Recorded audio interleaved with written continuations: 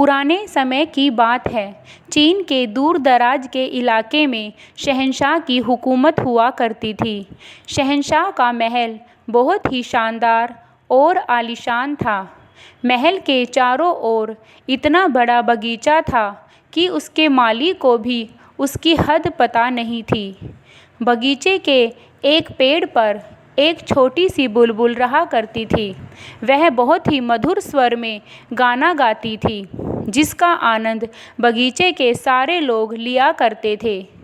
केवल राजा ही ऐसे थे जो उस बुलबुल के गीत का आनंद नहीं ले पाते थे, क्योंकि उन्हें पता ही नहीं था कि उनके महल के बगीचे में एक इतनी सुंदर और इतना प्यारा गाना गाने वाली एक मधुर बुलबुल रहती है। एक दिन जापान का एक सैनिक शहंशाह के महल में आता है और कहता है कि हमारे महाराज आपसे मिलना चाहते हैं, इसलिए वे कल यहाँ आ रहे हैं। इस बात को सुनकर शहंशाह को खुशी होती है। शहंशाह अपने सैनिकों को कहते हैं कि उनके स्वागत की व्यवस्था की जाए और साथ में यह भी कहा कि उनका स्वागत ऐसे किया जाए जैसे किसी ने कभी ना किया हो। शहंशाह के आदेश मुताबिक जापान के शहंशाह का बहुत ही ज़बरदस्त स्वागत हुआ और मेहमान नवाजी में उनके लिए ढेरों पकवान बनाए गए। जापान के शहंशाह को एक बहुत ही प्यारा कमरा रहने के लिए दिया गया, जिसमें हर प्रकार की सुख सुविधाएं थी। शहंशाह को बहुत खुशी हुई कि जापान के शहंशाह हमारे यहाँ की व्यवस्था को इतनी पसंद कर रहे हैं। उन्हें बगीचे में घुमाया गया और उन्हें अपनी प्रजा से भी मिलवाया। वहाँ से जाते वक्त उन्हें बुलबुल की मधुर आवाज़ सुनाई दी।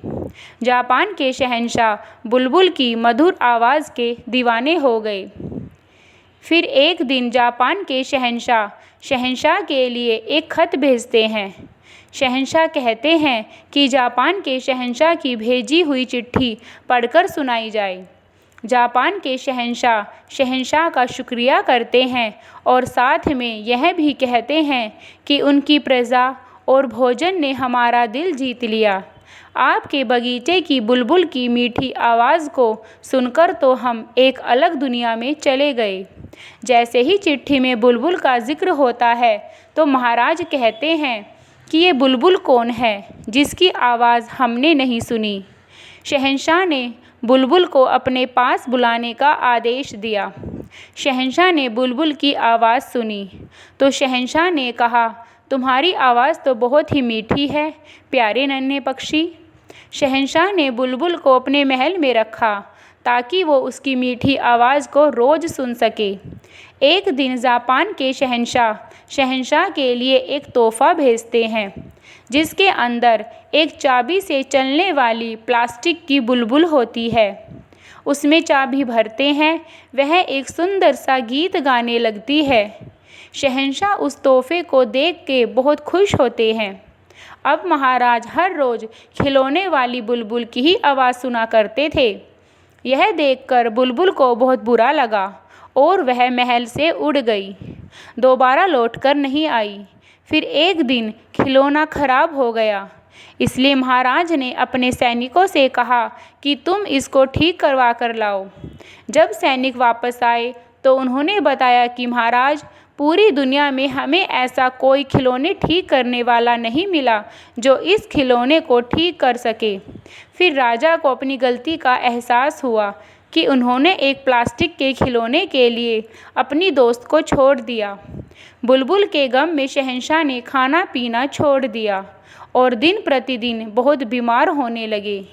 इसीलिए गांव के पास के एक वैद्य को बुलाया गया। उनसे शहंशाह का इलाज करवाया गया। फिर वैद्य ने कहा कि इनका इलाज सिर्फ उस बुलबुल की आवाज़ है, जिसकी वजह से इन्होंने सब कुछ खाना पीना छोड़ दिया है। सैनिक अपने शहर से बाहर निकल गए और हर जगह बुलबुल को ढूंढने लगे। काफ़ी दिन बीत गए, लेकिन बुलबुल कहीं नहीं मिल रही थी और शहंशाह की तबीयत भी खराब होती जा रही थी। वैद्य ने कहा कि अगर कुछ दिनों के अंदर बुलबुल नहीं मिली तो हम अपने राजा को खो देंगे। इसलिए सैनिकों ने चारों ओर ऐलान कर दिया कि जो कोई भी बुलबुल को ढूंढ कर लाएगा, हम उसे 1000 सोने के सिक्के देंगे। एक दिन अचानक बुलबुल उड़ते उड़ते राजा के महल में वापस अपने आप आ गई। सबने देखा कि बुलबुल लौट आई है और वह सीधा शहंशाह के कमरे की खिड़की पर जाकर बैठ गई। जब उसने देखा कि शहंशाह बिस्तर पर लेटे हैं तो उसने अपना गाना गाना शुरू किया। जैसे ही बुलबुल की मधुर आवाज़ शहंशाह के कानों में पड़ी तो शहंशाह उठकर खड़े हो गए और उनकी आंखों से आंसू बहने लगे। वे भाग के खिड़की के पास गए और बुलबुल को अपनी हथेली में उठा लिया और गले से लगाया। यह देखकर बुलबुल को बहुत खुशी हुई और उसने गाना गाना शुरू कर दिया। शहंशाह ने उसका गाना काफ़ी लंबे समय तक सुना। धीरे धीरे शहंशाह के स्वास्थ्य में भी सुधार हुआ और वे पहले की तरह ठीक हो गए। बुलबुल शहंशाह के सबसे अच्छी दोस्त बन गई।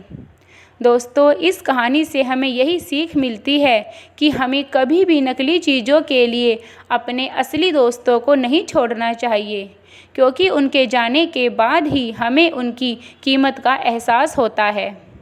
अगर हमारी ये कहानी पसंद आई हो तो प्लीज़ मेरे चैनल को लाइक और सब्सक्राइब ज़रूर करें। धन्यवाद।